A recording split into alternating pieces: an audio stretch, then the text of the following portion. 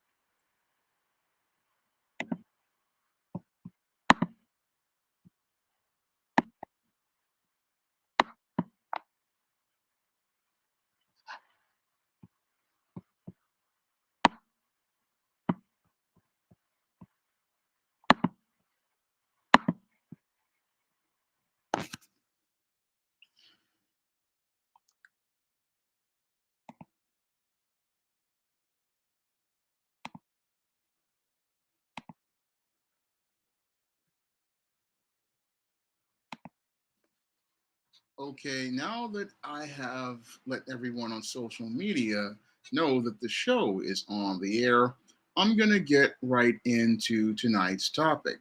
Now, tonight's topic was inspired by a conversation I was having with one of my family members over Sunday dinner. And as we were sitting there having Sunday dinner, we talked about the crack epidemic and how it basically changed dating in the Black community.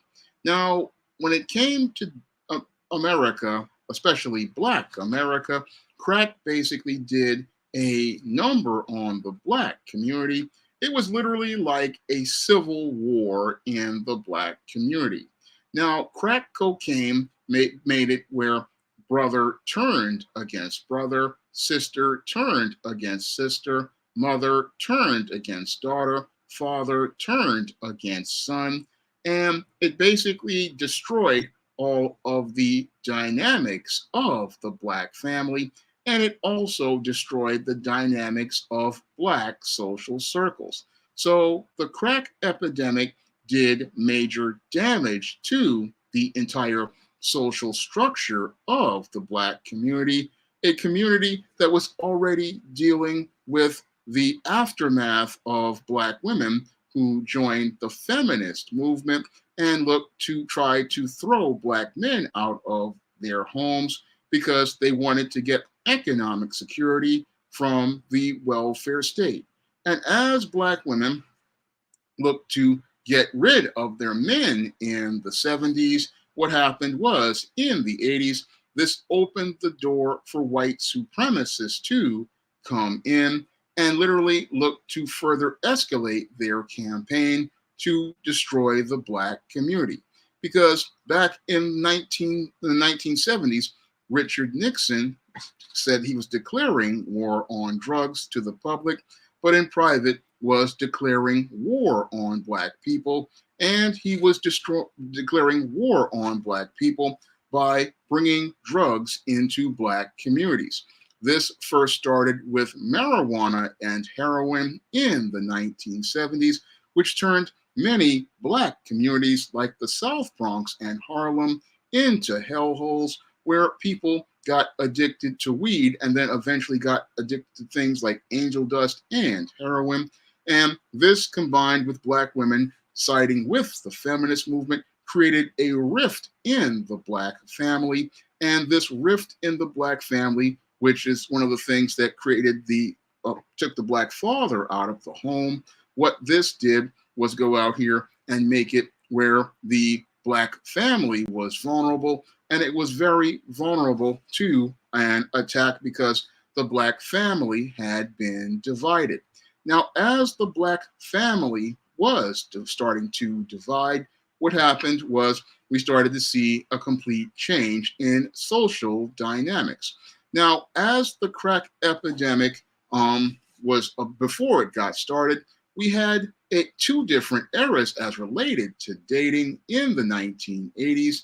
And this was what my family member and I were talking about, how there were two different eras. Yes, the welfare state and the feminist movement did damage to the black family, but there was still a semblance of family in the early 80s, from about 1980 to about 1985. There was still some semblance of a black family, even though the fathers had been kicked out of the home due to women wanting to get welfare and were looking to a monkey branch to get that economic security. There were still fathers looking to actively be in their children's lives. And because there were still fathers looking to actively be in their children's lives, there was still some semblance of manhood that people saw modeled for them. And there was still some semblance of respect. And a lot of black folks in the early 80s, I remember growing up then, still had, even though some brothers and sisters were poor, they still had a sense of pride, and there was still some semblance of community standard. That's what many black people had in the early 80s, and it made dating a completely different experience than what somebody would experience later on in the decade. Because my family member, he grew up in the early 80s, and the world was completely different as related to dating and relationships because he was a teenager in the early 80s. And in the early 80s, things were still pretty decent. And again, they were decent because a guy could go out here, he could have an after school job, and he would still be considered somebody that girls would go out here and consider. So the teenage girls at the time back then would still consider going out with a dude who was working at the post office, working at UPS, or if he was in high school, if he was working an after school job at a place like a Woolworth or an Alexander's or even a McDonald's, he still would get an opportunity to go out on dates because many of the girls back then, even though they were working the same kind of job, had some respect for black men and black boys. And because they still had some semblance of respect for black men and black boys, a dude could go out here and he could be working fries at McDonald's or working stock at Woolworth or working stock at Alexander's or a supermarket, and he or working at a place like a FedEx or a UPS, and he would still be able to just go out here and get dates by just shooting his shot. So back then, even though you still had all of this feminism out here and all these other things, you still had girls and women out here who still wanted to go out here and give a dude a shot. And a dude could go out here and just go out here and again shoot his shot in the early 80s and still be able to go out here and have a nice date by just going someplace basic, like going to go see a movie or go get some McDonald's afterwards. So that would constitute a date for a guy back in the early 80s. And if people, again, were vibing with each other, they would come together and look to form a relationship and eventually look to go out here and start building. I mean, back in the early 80s, again, the environment wasn't as hostile as it was later in the decade because, yes, there were some people out here who were junkies, who were on heroin. There were guys out here smoking weed, but again, they were considered the exception in the black community they were not really considered to be the rule. No, the rule, even though you had guys out here, was a dude, once he turned about 14, 15, first he went out here as he was going to school. He was out here looking to go get an after school job. And after he got the after school job and graduated from high school, he was looking to go out here and get his first real paying job that he would work part-time as he was, if he wanted to go to college or if he wanted to go to trade school, he would go out here and get those kind of jobs and make a pretty decent amount of money.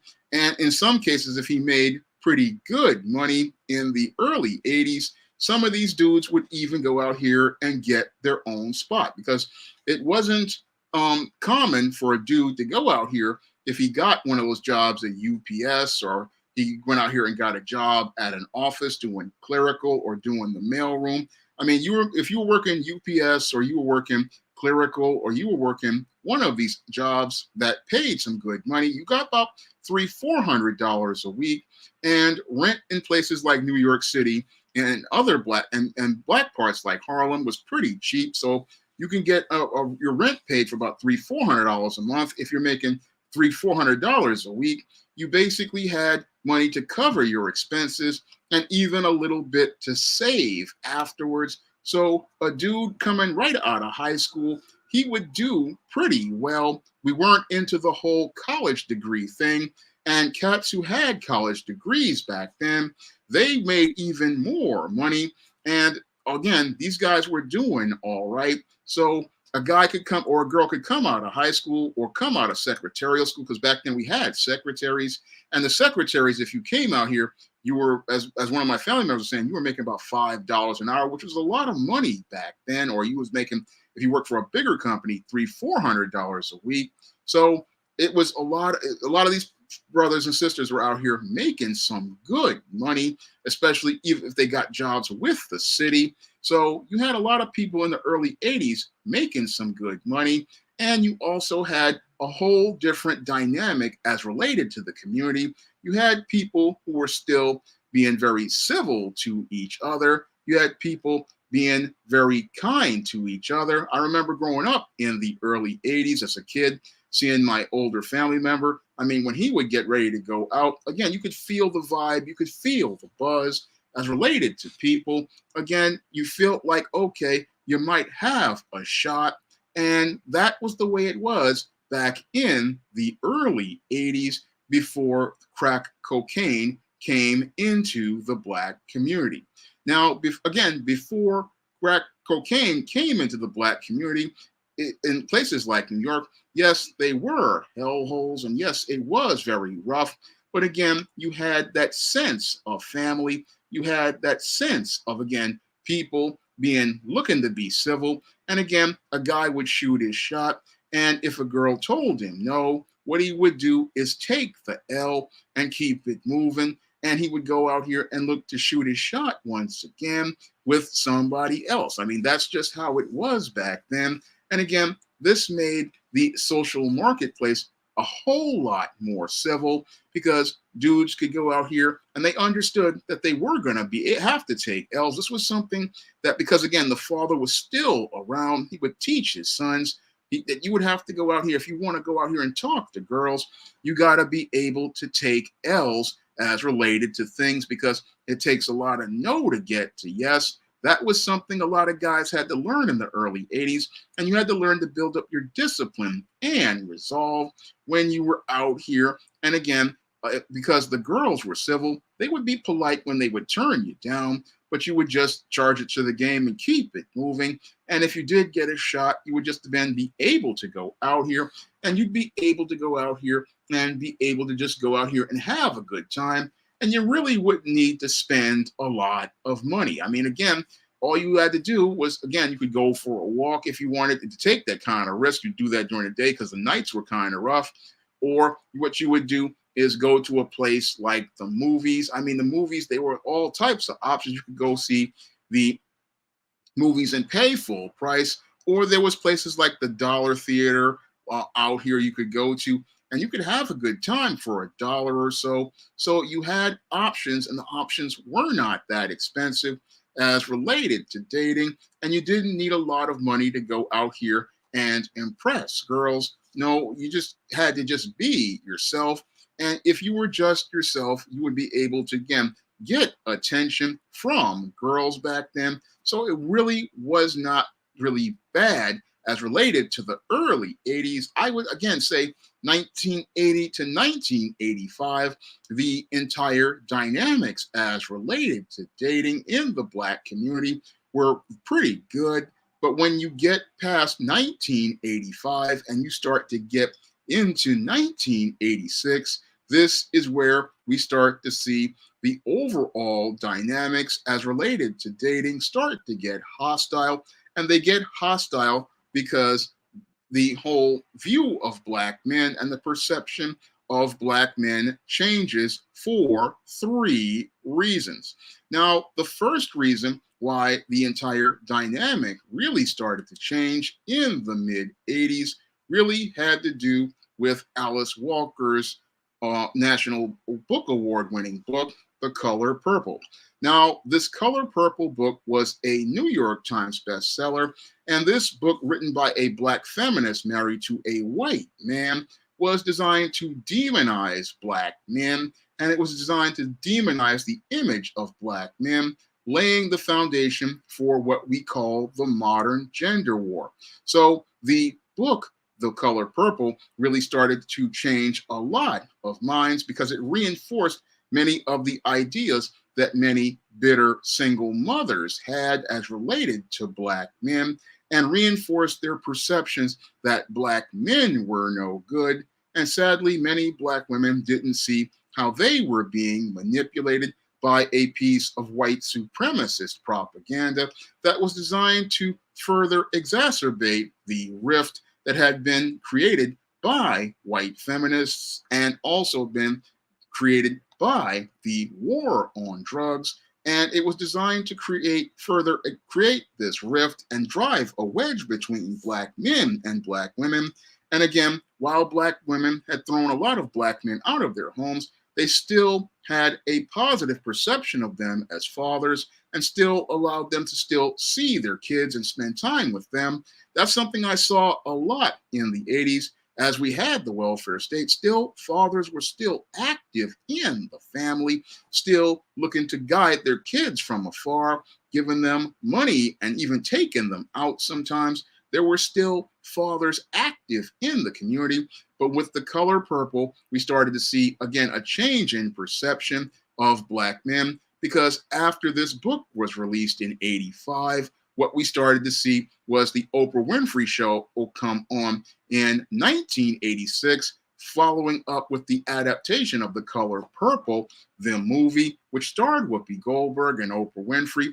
And the Oprah Winfrey Show was broadcast in all of those homes of many of those bitter single mothers. And it was a show that was not only watched by the mothers, it was also watched by many of the daughters. And this show basically started teaching people anti-Black misandry. And as this show started to teach anti-Black misandry, what it did was go out here and put the idea in many Black women's minds that Black men ain't no good. Many Black men are bad. And again, this 1-2 punch of anti-Black man propaganda created the start of the rift in the Black community. And this rift was further exacerbated when we started to see the popularity of crack cocaine. Now, as many Black women were dealing with an assault on their minds with this anti-Black man propaganda as related to The Color Purple and The Color Purple, the movie, and the Oprah Winfrey Show, this is where we started to see the rise in popularity of crack cocaine. Now, crack cocaine wasn't always called crack cocaine. It used to be called freebase cocaine when comedians like Richard Pryor used to go out here and smoke it. And it used to be something that people used to do, again, to get a high because the drug was concentrated from the cooking. But what the government wanted to do was go out here and start distributing this drug in Black communities, because one, they had a surplus of cocaine, and two, they wanted to further continue with their war on black people through the war on drugs. Now, as we had them continuing to bring crack cocaine to black communities, what they did was go out here and bring crack cocaine into black communities. And as crack cocaine came into black communities, again, the dynamics of the entire black community changed because the way dope dealers did business was completely different than the old school dealers who basically stayed in their corner of the black community and did their business because their business was mostly funded by the syndicate and organized crime. But with this new group of what are called new jack drug dealers, they were not looking to go out here and stay in their corner of the black community. No, they were looking to take complete control over the black community. Now, the big problem with these new jack drug dealers is that many of these guys were the first group of Gen Xers. These were the first group of Gen Xers, and these were guys who primarily came from single mother households. These guys never really had a father to go out here and teach them anything about structure or order, never taught them to teach them anything about the man code or how men operated. And because a lot of these guys never were taught anything about the man code, what they did was go out here and get most of their socialization from women. So a lot of these guys who were coming into the crack business, these guys never had a man to teach them about basic rules of social codes. And because there was no man to teach them anything about the code, you had these guys going out here on their own. And this was their first chance at having power, they believed.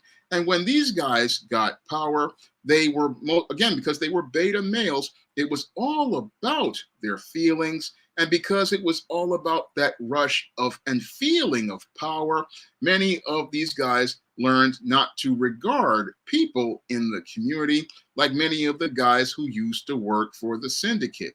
No, these guys had no respect for anyone, no respect for basic social codes, whereas the old school dealers would not sell to children or go out here and sell things to people who they knew had issues. These guys had no qualms about it because a lot of them had bought into the Madison Avenue and Hollywood narratives about Wall Street and being ruthless. And these guys, after watching movies like Scarface, wanted to go out here and be these ruthless kind of guys who had no regard for human life.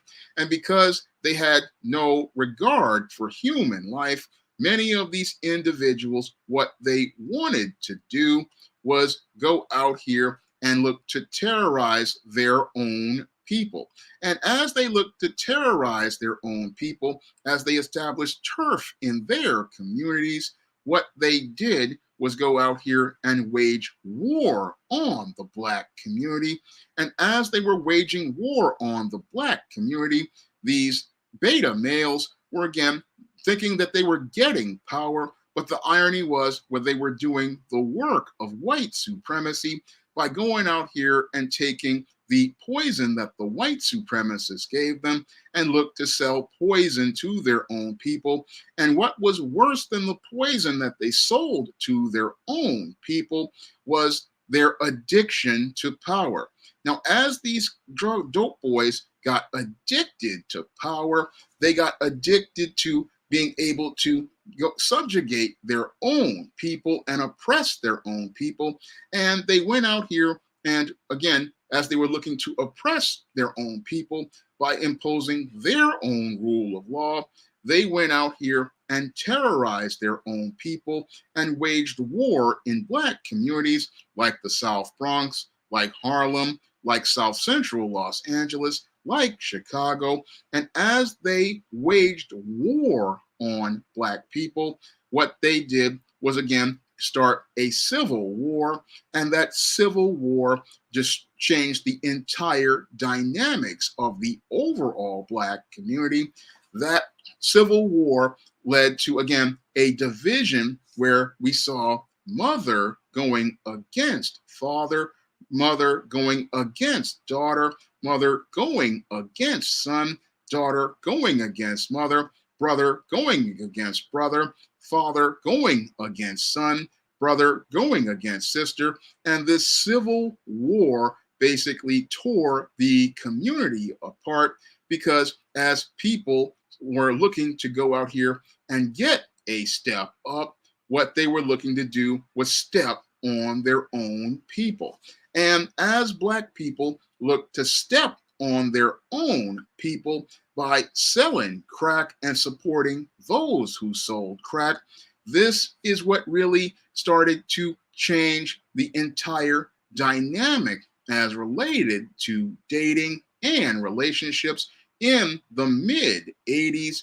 And it changed the dynamics because instead of the social marketplace being a place where people were looking to meet people who had great character and great personality, like they did in the early 80s, because in the early 80s, you could go out here and just kick some game. And if a girl liked you, she would go out here and give you her phone number or give you a shot.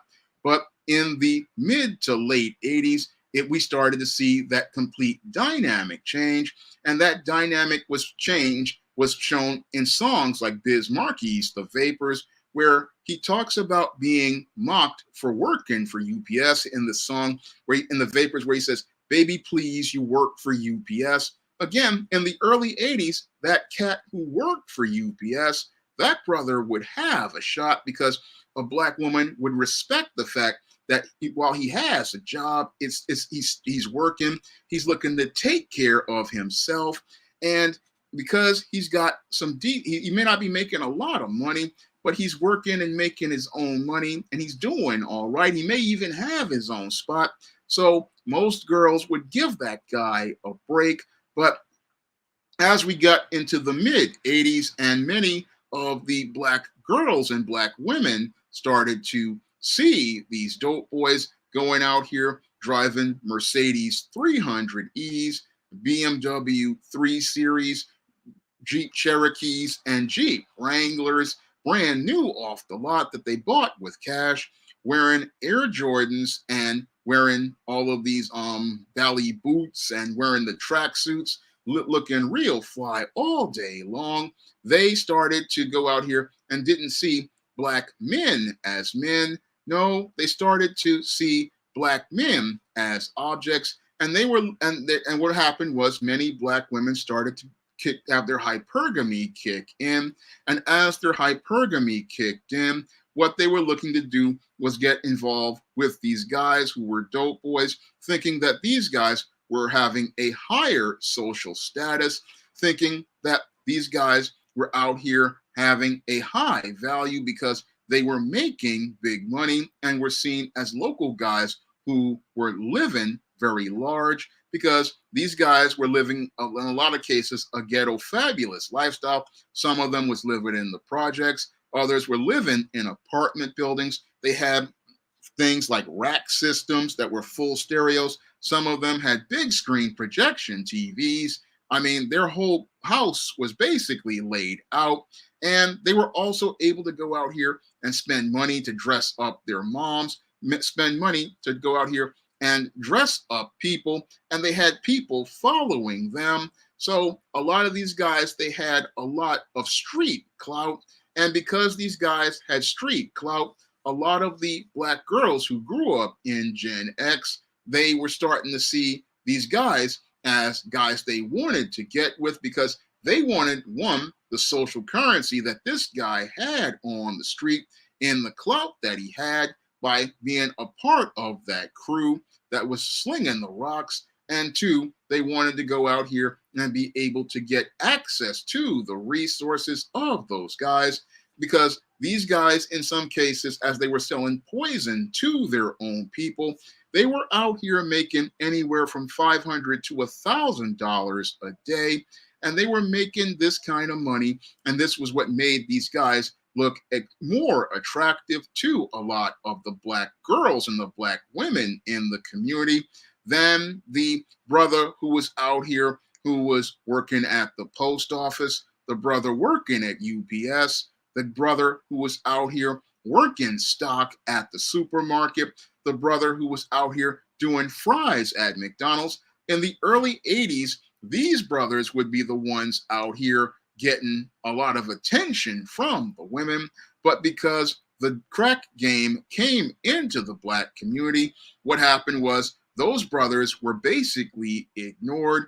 And a lot of those brothers were mocked. A lot of those brothers were ridiculed. I mean, these were guys who did the right thing and were keeping themselves clean and, again, making very good money at really good jobs at the time. Again, guys who worked in the mailroom, guys who worked UPS, guys who worked stock.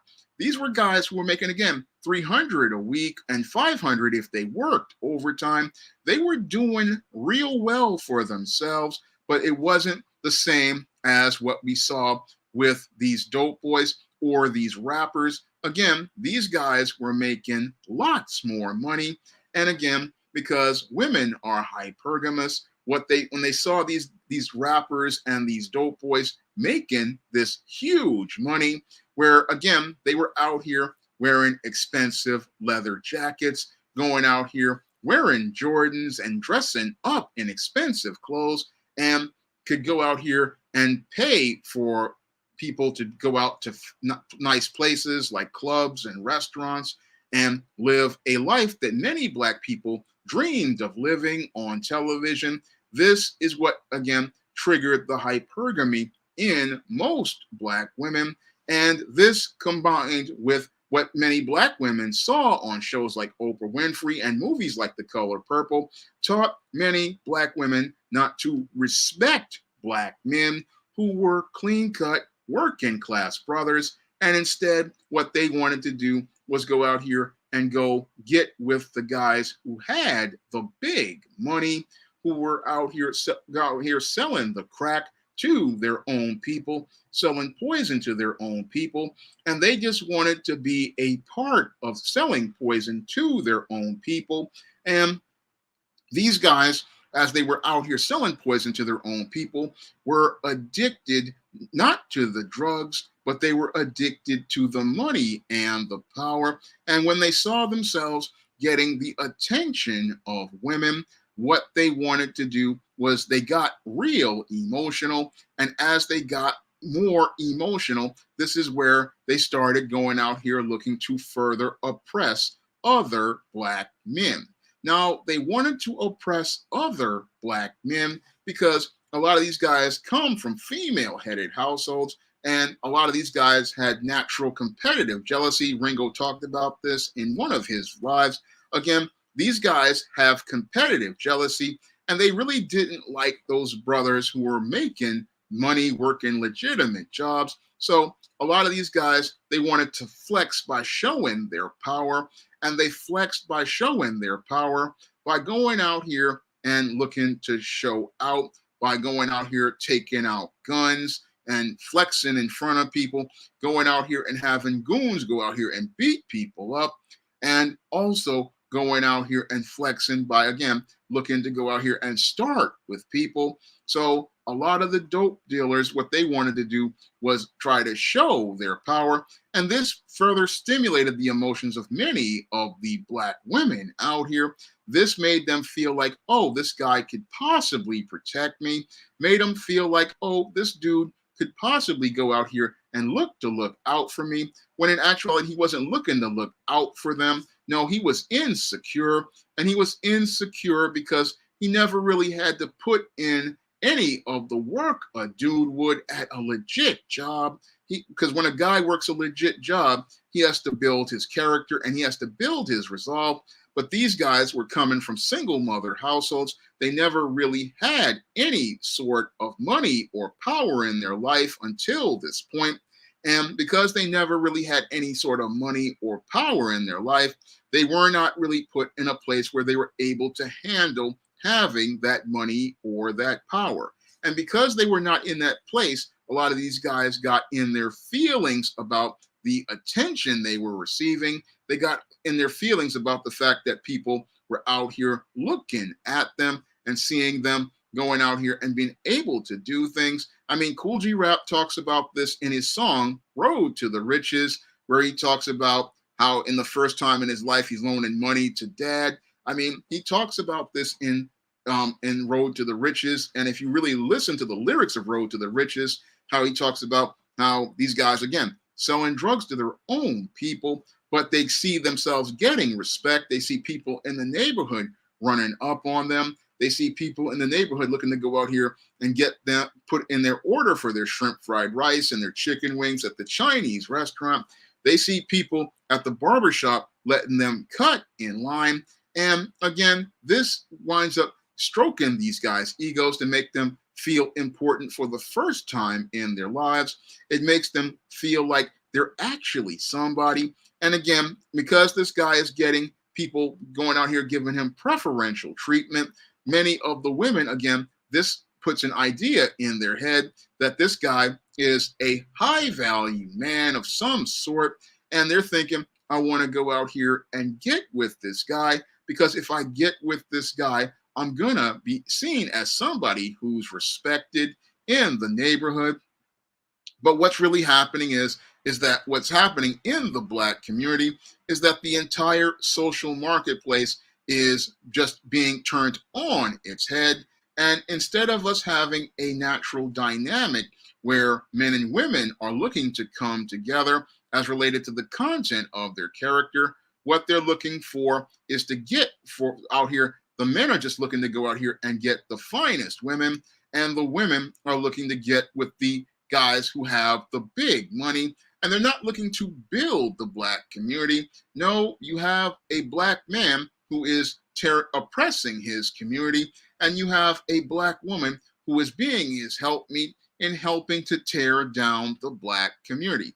And that's what we got in as related to the crack epidemic that really did damage to the Black community, because instead of looking to go out here and build a household and build a family like Black men and Black women were trying to do as related to the early 80s, what we started to see was Black men and Black women coming together who were a part of helping out the dope game, looking to tear down their own community and looking to oppress their own people. That's what happened as related to the crack epidemic that really did damage to dating. What happened was, instead of men and women coming together to build a family and build a household, you had a group of Black males and Black females looking to, again, support those who would go out here and destroy their own community. And again, this really put a lot of rifts as related to dating that we still feel today, because what we see today as related to dating, as related to dynamics, is we start to see Black women, again, not seeing Black men as people they would consider people, but instead what they've learned is to commodify men. They learn to see a guy as somebody they can go out here and see as a tool to advance themselves. That's what Black women learned in the mid to late 80s. That's what I saw girls at 148, my junior high school in Park West, learn, because all they were thinking about were two things. One, if the dude was light skinned, or two, if the dude was out here making money off the rocks, because that would be shown by the number of sneakers a dude had. Because a lot of these guys, they had collections of sneakers. They had the Nike Air Force Ones, the Jordans, and again, troop jackets and all that stuff. So they learned to commodify men because they saw these guys, again, having economic power to go buy whatever they wanted. They saw them able to go out here and live very well. So you had a lot of Black girls looking to get with these guys, and they would, again, wouldn't even care about their age, because a lot of these girls would be 14, 15, and they'd be out here with guys who were 21, 22, sometimes even 30 years old. looking to get with the dope guys because they wanted to be taken care of, because the dope guy would go out here, he would go out here and buy the girls the Guess jeans. He would go out because Guess jeans in the 80s were considered a top branded jeans. They usually cost $50, $70. That was a lot of money for a pair of jeans. Sometimes they would buy them things like the Reebok jackets or the Gucci boots, or they would buy them the Air Jordan sneakers. And again, these guys could go out here and provide for them. And because these guys could provide for them at a higher level than a brother who was just working a job at an Alexander's at the time, or a guy working UPS, or a guy doing fries, or even a guy who would have a really good job like working in a mailroom or working in an office. I mean, even the office brothers with the college degrees couldn't compete with this dope money. And that's what led to the whole dynamics of dating in the Black community falling apart, because you started to see even teenage girls starting to look for these guys who were making this big money. And it made it where the average guy who, again, from 1980 to 1985, he could go out here and get a date with a job part-time at McDonald's. He could get a date with a job working in a movie theater or a Woolworths. I mean, a guy from in the early 80s, he would have a shot at an extremely attractive woman, but in the mid to late 80s, that guy could not get a shot because many of those girls were out here caught up in their hypergamy. And as they were caught up in their hypergamy, they would disrespect any brother who was out here, again, making money legit. Any brother out here making money legit would get mocked, and he would get made fun of, and he would get laughed at. And again, that same brother 5 years before would be a guy who would get the intangible of respect. But once they started to see that money coming in, they started losing respect for those brothers because they wanted to get that crack dollar. And they also wanted, a lot of these families were starting to unravel because a lot of Black mothers were out here starting to smoke that crack. And as they were out here smoking that crack, there was nobody there to give the teenage girls guidance on how to deal with boys. There was nobody there to give them support because mama was out here smoking them rocks. And as mama was out here smoking them rocks, a lot of those girls were vulnerable and wide open to the only person who had economic power, which was the dope man. And because they were vulnerable to that, they wanted to go get with the dope man because the dope man provided better economic security than the welfare state. And the dope man provided better economic security than what mama was making on the job that she got as related to affirmative action. So with all of those different economic venues, again, making less than the dope man, again, this really had an impact on dating in the Black community. And it had a major impact because, again, we had gone from Black men and Black women seeing each other as people who should be respected to a lot of Black women seeing a Black man as a wallet. This is really what laid the foundation for the Gen X simp paradigm, because we did have the boomer simp paradigm where a lot of the boomers became simps because they wanted to go out here and acquiesce to the feminists. But when it came to the Gen X simp, the Gen X simp is a result of, again, a lot of guys wanting to become dope boys, again, raised by single mothers. And as they became dope boys, they got emotional about their power. And as they got emotional, they started to believe that they needed money to go get women. And because women were attracted to the social status of these dudes and attracted to all of the social status of the money these guys had and attracted to the power these guys had as related to being able to flex on anyone, having respect at the barbershop and getting preferential treatment because when they wanted to get their fade tidied up or they wanted to get their flat top trimmed, they were put in line before the working man. So again, the working man really didn't get much, wasn't getting respect. And that again destroyed dating in the Black community.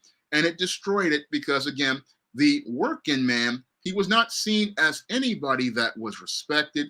He was not seen as a leader. He was not seen as anybody who needed to be regarded.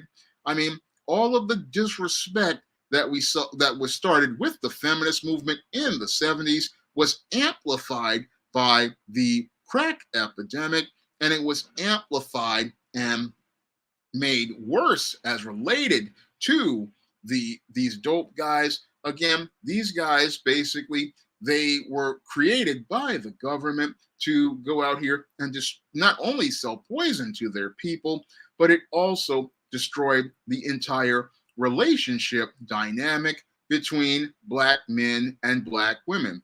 One Phobos, you make a good point. What about the working man's self-esteem? That took a major hit. A lot of working brothers took major hits as related to their self-esteem because it was really hard to go out here and compete with these dope boys. I mean, these dope boys were making anywhere from $500 to $1,000 a day selling poison to their own people, and a brother making $300 a week or $400 a week, which was good money. And again, you could take care of yourself on that money. A dude like that, again, he was getting disrespected everywhere, and it put a lot of blows into brothers' self-esteem who were out here looking again make a good living. A lot of brothers, they took major hits because you were getting dissed everywhere you went. I mean, I saw this when I was in high school with just working brothers like my family member and my father. I mean, dudes was not getting respect out here like they were in the early 80s. A working man in the early 80s was, again, he may not have made a lot of money. He may not have even had a great job, but people still showed him some love. But when we came into the mid to late 80s, and especially around 89, 88, that's when we started to see this contempt for the working brother, which was compounded not only by these dope boys and the women's hypergamy, but also by messages by people like Oprah Winfrey, who was saying, oh, Black men ain't no good. But there were a lot of brothers out here putting in that work, a lot of brothers doing that heavy lifting, but they wasn't getting no respect. And again, this devastated a lot of guys, and it just made them hurt because they were out here putting in that work, and they wanted to go out here and get with the honeys. They wanted to go out here and be able to talk to women and get a shot. And a lot of these guys, again, they were out here making good money, but they just wasn't getting no respect because they saw a lot of these Black women saw the dope boys. They saw the dope boys making the big money, and they decided to get with them and help support them in tearing down the Black community.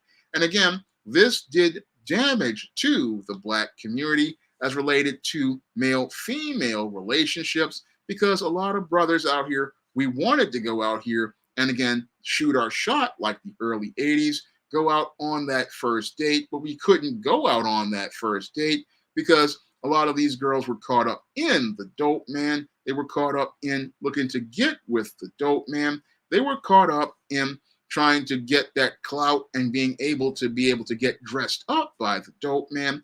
And again, as they were caught up in their hypergamy, looking to get that what they believed to be a high status man, and they were looking to go out here and be taken care of by the high status man who was terrorizing their community. What they did was go out here and look down on many brothers, and many brothers would get dissed even in places like the high school I went to.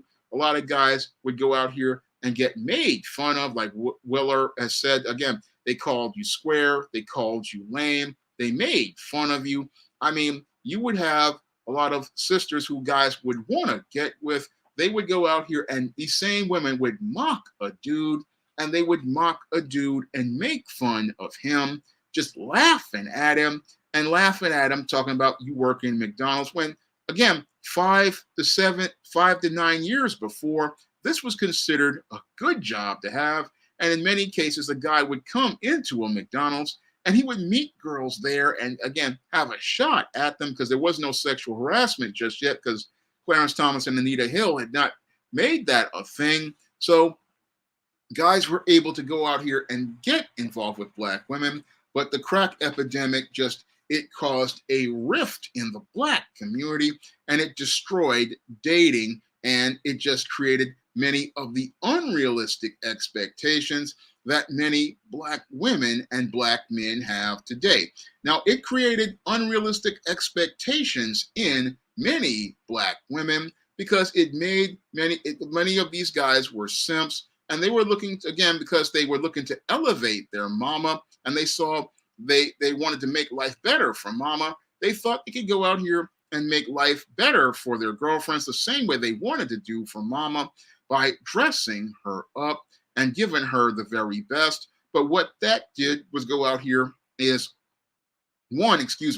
gas up the heads of many of the Gen X black girls. And it also went out here and it made a lot of girls get this sense of entitlement. So as a lot of these black girls were out here, they got with the dope boys. And again, the dope boys would go out here and simp and trick on many of these girls because these guys, again, they didn't have any sort of confidence. They never learned any sort of social skills. So their way of getting women was going out here and showing out with their cars or their clothes.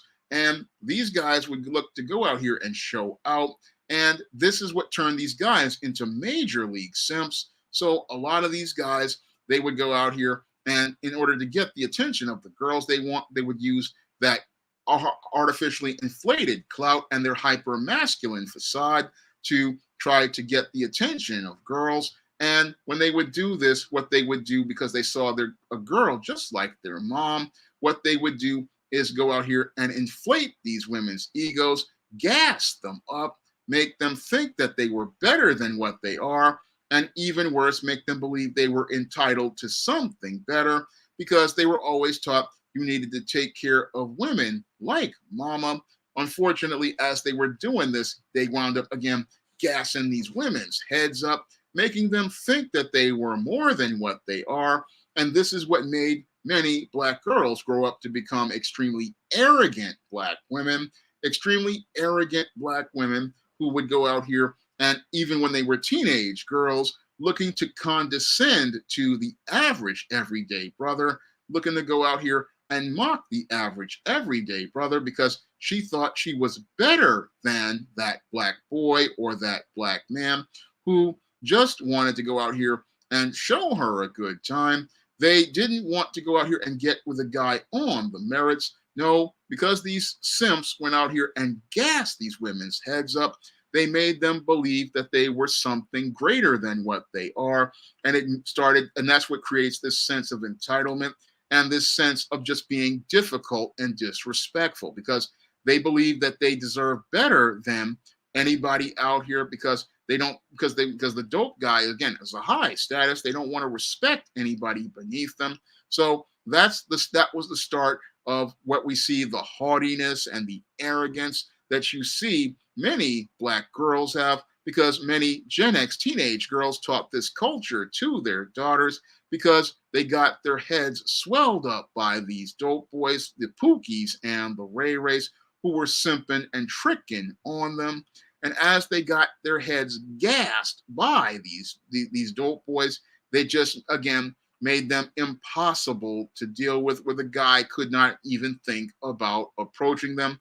Because what they would do if a guy even tried to step to them was, again, make fun of them or even threaten to have one of these guys come out here and hurt them. So that made a lot of guys give pause. And again, this is what led to a lot of guys pulling away as related to looking to go out here and get with black women. This is this gassing by these dope dealers. Again, this really caused a major rift as related to guys looking to go out here and shoot their shot like they did in the early 80s. So you saw a lot of guys, again, looking to put some distance because if she's involved with this kind of guy, and this guy can go out here and put your life at risk. This is not a guy you want to go out here and cross, because you got a guy who's emotional and impulsive, and he's carrying weapons. And this really made a lot of guys, again, hesitant, who were working the jobs, to step to black women. So a lot of guys just didn't want to deal with it because they didn't want to deal with him.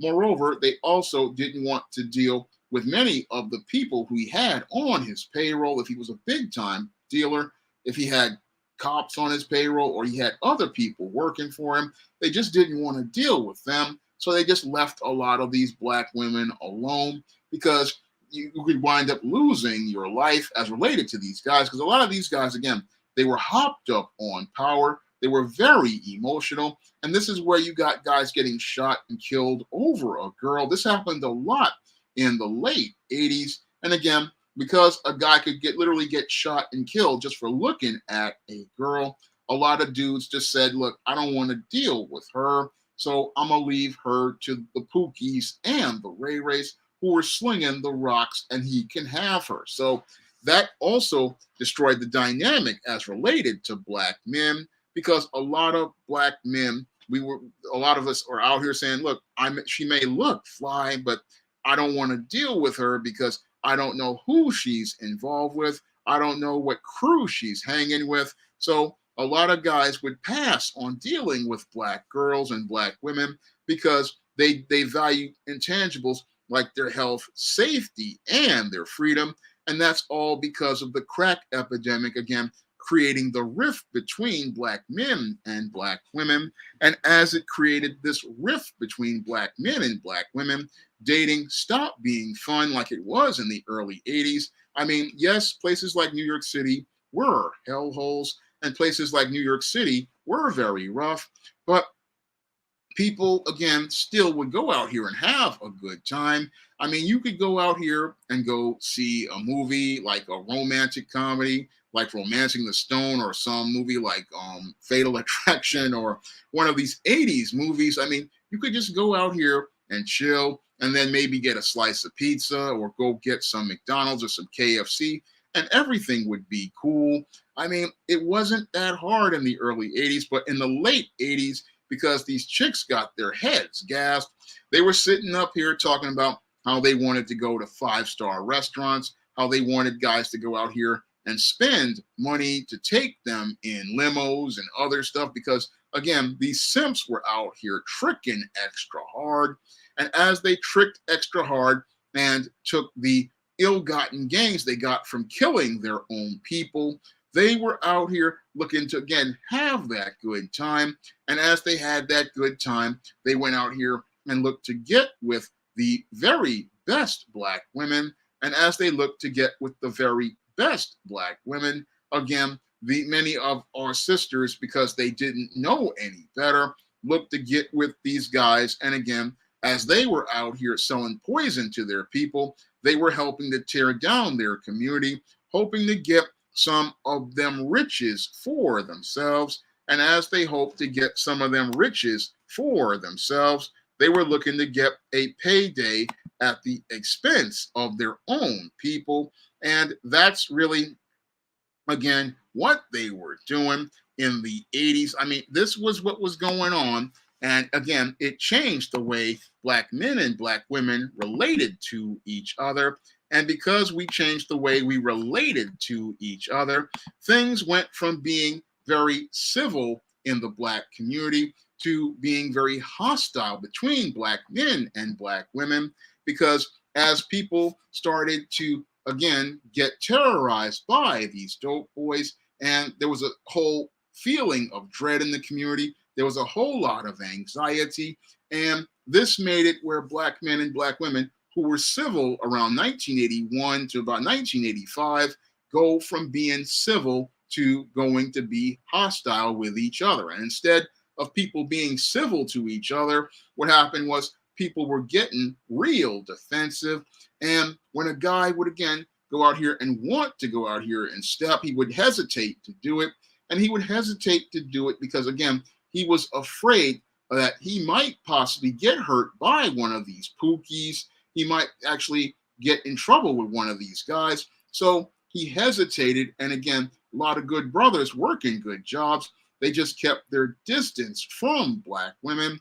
And this really created the thing that made many black men not trust black women, because they would see them getting with the Pookies and the Ray Rays. And it would make it where many black women just were out here, again, looking for these kind of guys. And that made it really hard for many of the sisters out here who were just looking for a decent brother. So it really, again, the crack epidemic was a major part of why we have all of these issues between black men and black women. We have a lot of these issues because crack basically cracked the black community. And as we went and had this civil war, we stopped being civil to each other. And as we had this civil war and a lot of people sided with the dope boys, this really, again, made it where black men couldn't really get a shot at a sister even if he had a decent job. And it made it where a lot of black men really stopped trusting black women. It really, again, made it where a lot of black men didn't go out here and want to trust anybody because they didn't know if she was involved with these kind of guys. So a lot of guys was like real hesitant to get with many of these sisters. They were like, look, she may be fly, but I don't know what crew she's hanging with. I don't know what people she's dealing with. And I don't want to be a part of this, because as Ronald Reagan and George W. Bush were having their war on drugs, all it took was for you to be in a car with someone or talking to somebody on the street, and you would have the DEA coming down on you with federal charges, and you would possibly be at the risk of being put in prison for the rest of your life. So a lot of black men were like, look, I don't want nothing to do with any of this because it's putting my life at risk. Just talking, just even looking at this woman. And again, this is where a lot of guys who, when they saw her with the Pookies and the Ray Rays, really started to say, hey, I don't want nothing to do with her. I don't know where she has been, who she's involved with. I don't want to take none of them risks. And I don't want to take none of them risks because there's no reward for me but prison. So again, the crack epidemic, I mean, it did damage to dating in the black community. It did damage to the dynamics of dating. It did a lot of damage. And again, the crack epidemic, I mean, you had people who were out here selling poison to their own people. But what was even worse was the poisoning of the minds of black men and black women against each other, because as we had this civil war, people were scrambling to survive. And as they scrambled to survive, they adapted their behavior into a survival mode. A lot of black men started to adapt their behavior into a survival mode because they did not know who they could trust. They could not go out here and trust men in the community because all the fathers had basically been pushed out of the black community as the mothers were out here smoking the crack.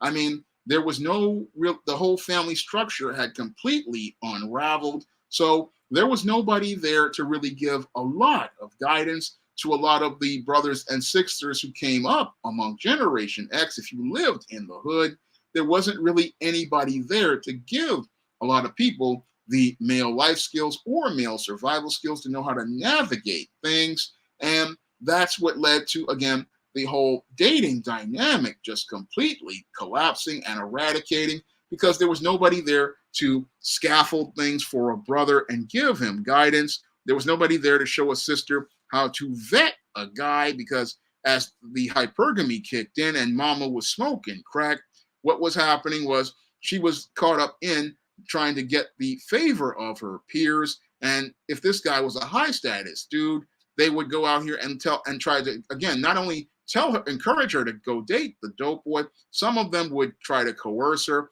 This is what I talk about in my novel, Spellbound, as related to Matilda when she's working in the KFC. She is shamed for turning down the dope boy. And this type of peer pressure is something that a lot of black girls dealt with, as related to just their first dates and stuff and their first courtships. They are coerced to go out here and get with these guys who are terrorizing their own community. I mean, this is what again did damage to dating because we did not have a natural process as related to men and women coming together. I mean, yes, there was damage done with the feminist movement in the 60s and the 70s, but that damage was further exacerbated when crack came to the Black community, and crack dropped a nuclear bomb on the Black community and again shattered all of the social dynamics, shattered all the civility, shattered all the love.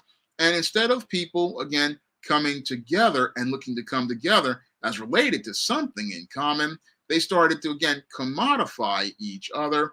And instead of people looking to love each other, you had a lot of Black men looking to go out here and abuse people with their power, looking to go out here and looking to go out here and degrade people and disrespect people in their neighborhoods. You had Black people, again, oppressing other Black people.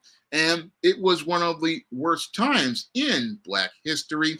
I mean, yes, you'll watch movies like New Jack City, which will try to, with some people, they take the wrong message from it.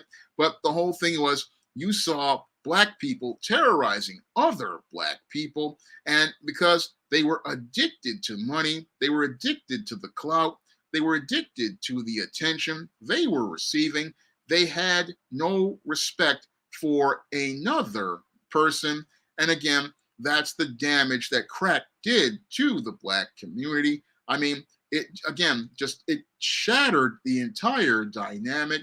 And as it shattered the dynamic, people again lost their love for each other.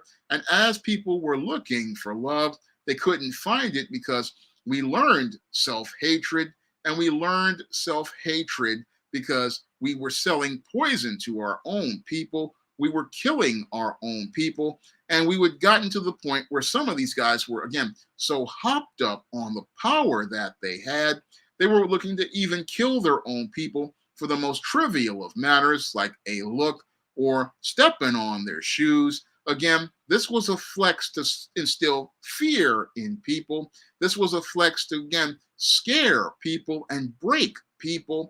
This is what, again, made it where people just said, oh, I just got to get out of here. And a lot of people who had money, this is one of the reasons why we started to see an exodus of Black people from New York, like I talked about in a classic video about 2 weeks ago. I mean, because when you had the dope boys and the dope dealers who basically were running neighborhoods, and as one of my family members said, basically what even made it where you couldn't even use the elevator in your own building.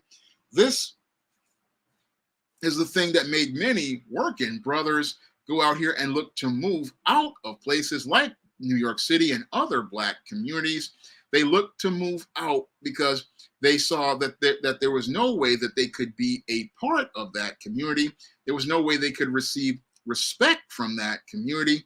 They could not see any sort of respect from their own sisters and some of their own brothers. So a lot of brothers who had their money straight and had been working them jobs, and some of them, especially the ones who had degrees, they would leave in the late 80s and they would not come back. They would move away. And again, this further destroyed the Black community because it further eroded an already struggling economic base. And it really did a lot of damage to the Black community. I mean, again, the entire dating dynamic. And again, I grew up in my teens in the late 80s, and I saw the entire dynamic just be one where you just could not go out here and even think to even consider approaching someone. You could see some girls who were looking real fly, but you always took a step back because you said, look, I don't want to risk my freedom. I don't want to risk my safety. I'm just going to look and just charge her to the game because I don't know if she's part of the game. So again, a lot of brothers, they wanted to, again, go out here and go on their first dates. They wanted to go out here and step to women. Some of them were hesitant to do that. And a lot of women, they were sitting there in the 90s. They were sitting there in the 90s wondering, oh, why can't I find a good man? Well, one of the reasons why you can't find a good man is because the crack epidemic basically made it where many of those brothers didn't feel safe to approach you. Many of those brothers felt like they weren't going to get any respect from you because they had been disrespected in high school, they had been disrespected in college, they had been disrespected as they were working on their jobs, they had been mocked and ridiculed, and many of those good brothers basically said, hey, I don't want to deal with this woman because I'm getting disrespected. So you have people like Terry McMillan with books like Waiting to Exhale talking about, oh, the single, successful, educated woman can't find a man. Well, the reason why you weren't able to find a man in the 90s is because you didn't respect him in the 80s because you got caught up with the Pookies and the Ray Rays who were out here selling crack in their communities. And this is what destroyed your chances at getting a quality man because you didn't want to invest in the quality brother when he was working fries at McDonald's. You didn't want to work with that brother who was tearing ticket stubs at the movie theater. You didn't want to work with that brother who was stocking shelves at the A&P. You didn't want to work with that brother who was in the mailroom sorting the mail. You didn't want to work with that brother who was going out here working UPS. You didn't want to work with those brothers who had the legit jobs. No, you didn't want to work with those brothers. And because you didn't get in on the ground floor with those brothers, what happened was those brothers, they felt like they didn't want to get involved with you. And they didn't want to get involved with you because you didn't want to build with them. No, you chose to tear down your own community. And that made it where those brothers felt like they couldn't trust you. And because you didn't look to build trust with the brother who was looking to build and didn't want to go out here and put in the work like the guys and the girls did in the early 80s, because in the early 80s, you would have black men and black women who would say, oh, yeah, that guy, yeah, he's working UPS, but he got a job, so I'm going to stand at his side. They would sit there and say, oh, that guy's working in the mailroom, but I'm going to stand at his side because I see this brother looking to build. This guy's working part-time in Alexander's, but he's going to college, so I'm going to work with that brother. So they would get in on the ground floor on those brothers, but in the late 80s, they didn't want to get in on the ground floor with those brothers. Like 3 Times Dope said in this video, everything's reversible. Instead of walks, she wants to drive in a Cadillac convertible. I mean, this is the way that they thought about brothers back then, and again, had no respect for them. So this is where we get the women in 95 and 96 talking about, oh, I'm looking for a good man, but you weren't looking to work with that man in the 80s. I mean, there were, again, brothers out here working legit jobs. You didn't want to work with those brothers. There was brothers going to school, and I was one of those brothers going to school, and they were out here putting in that work, did not want to go out here and get with those brothers on the ground floor. And then in 95, we had all of these women sitting up talking about getting with Terry McMillan and her BS talking about, I'm looking for a good man. Well, the good brothers were out here. They were putting in that work. They were down here grinding. They were out here getting that work done. And again, putting in them hours at these jobs, putting in them hours at school, putting in them hours on side hustles. But you didn't want to go out here and invest in helping that brother. No, what you wanted to do was go out here and get with the new Jack, and you got with the new Jack hustler. And sadly, what happened to a lot of those sisters as related to the crack epidemic is they got with the new Jack hustler, and they got with the new Jack hustler, and the new Jack hustler basically hustled them as they dropped the skid mark jockey panties. And as they dropped the skid mark jockey panties and gave those guys a taste of the atomic waste, what they did was go out here and wind up pregnant by these new Jack hustlers. And sadly, towards the 90s, a lot of these new Jack guys got caught up with federal charges as related to the war on drugs. And this is what led to many Black girls and Black women winding up becoming baby mamas. And as they became baby mamas, what they wanted to do is talk about N words ain't S and try to spin this whole narrative of looking for a good man. Because the whole narrative of looking for a good man, it comes out of all of the crack epidemic and all of the greed and hypergamy that those women had. It comes out of the crack epidemic. And again, a lot of these women, they want to go out here and talk about, oh, I'm looking for a good man. Well, a dude ain't looking to make you a wife if you've already been turned out by the dope boy who is currently doing life in prison. Guys ain't looking to go out here and get with somebody who already was one helping to tear down their community, helping to destroy the lives of the quality of life of their families and the people around them. So a lot of dudes were not looking to go out here and get with this woman who already showed she can't be trusted. And that's where we get this whole narrative of, oh, I'm single and successful and well educated. I can't find a man. But brothers couldn't find you in high school and college when we were out here putting in work. And you got somebody here saying school ain't a profession, but it teaches you the foundations for what you need. And it's very lucrative because, again, you can go out here and go to school and get those skills. And if you can get the connections, you can build on them. And again, this is what many people don't want to invest in because, again, they want the fast dollar from the crack man. And again, not understanding the guys who were selling crack were a part of white supremacy. Again, doing the dirty work of white supremacy and looking to destroy the Black community. And again, a lot of guys wonder, why is dating so bad? Well, dating is bad because, again, we had a generation of people who looked to sell poison to their own people. And again, looking to sell poison to their own people and look to go out here and look to, again, poison the community. And again, if you're wondering why dating is so bad, it's all because we have a crack epidemic. And again, it wasn't just the addiction to drugs that destroyed the lives of Black people. It was an addiction to money. It was an addiction to clout, an addiction to power that many Black people didn't have. But what happened to a lot of Black people? I mean, they didn't understand that the crack epidemic's damage wasn't just the addiction to drugs. It was the fact that we had a lot of males who didn't know how to be men, didn't know how to use power, and looked to crush their own people. I mean, this is why we don't have good dating dynamics and good relationships dynamics. Many of our women, again, are taught to hate quality brothers. They were taught to hate quality brothers back in the 80s because of their hypergamy was manipulated.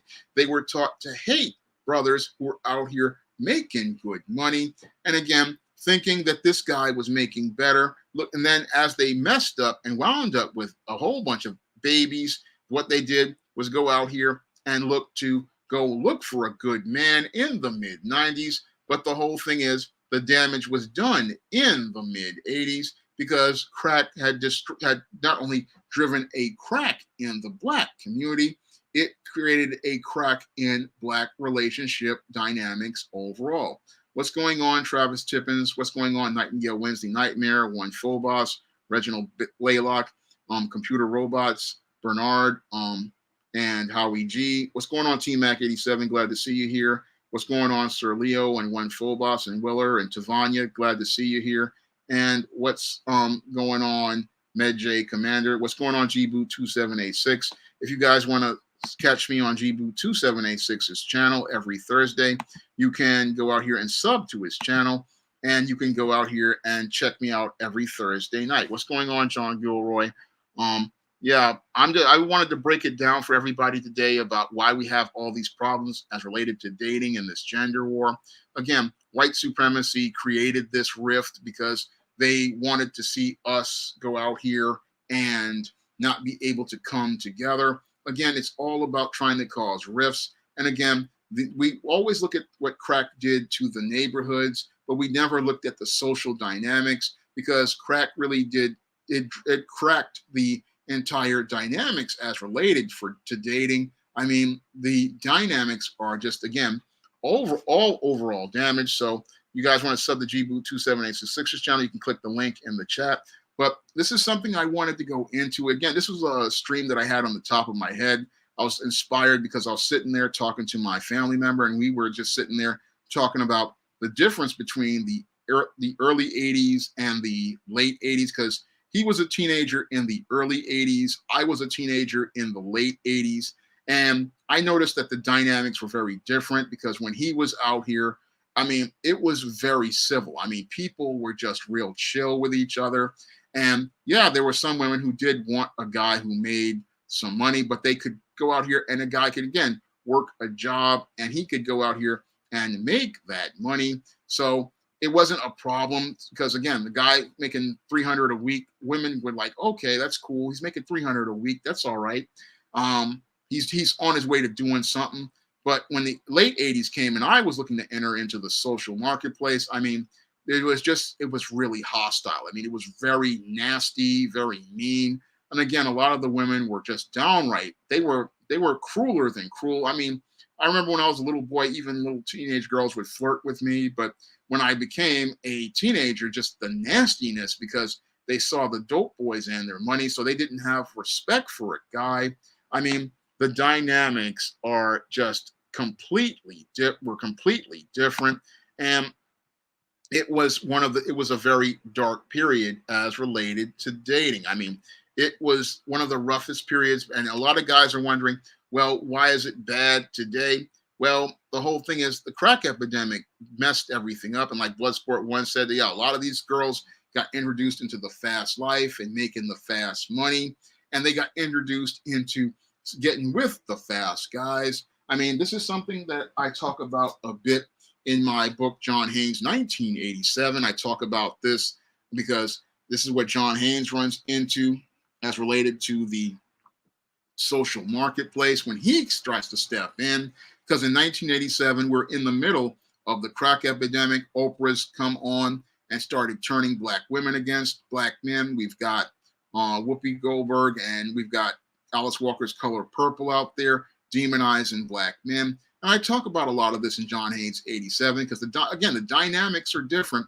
And again, I also talk about in my other novel, Spellbound, I talk about how things were just so hostile. And again, a lot of the hostility we see today had its foundations in the crack epidemic.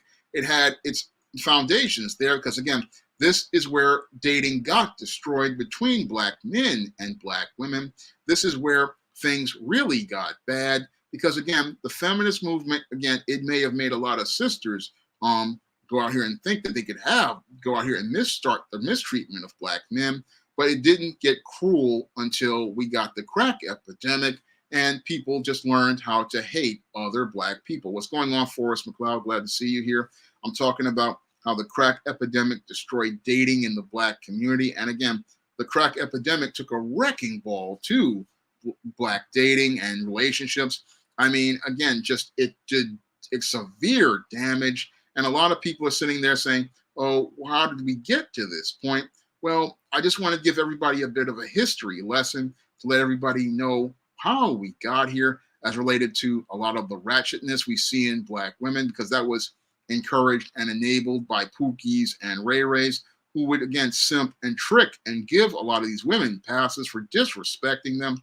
They would think they could buy the attention of these women. They would go out here and be spoiling these women by giving them all of these Air Jordans and shearling coats and riding them around in their Mercedes 300Es or their Jeep Cherokees or their Jeep Wranglers. I mean, they would go out here and, again, look to get with these kind of dudes. And this is what made it where a lot of guys got discouraged. And then again, because they had no father there to further encourage them, because a lot of fathers, they started getting pushed out because a lot of these women would get on crack, and then sometimes they would call cops on them for domestic violence and stuff. So a lot of dudes, they wanted, again, the fathers were there in the early 80s, but as crack came in, it cracked the family and it did a lot of damage. And again, it did a lot of damage. And a lot of guys don't really want to talk about that damage, but I wanted to go in depth on it because I grew up in the 80s. I grew up,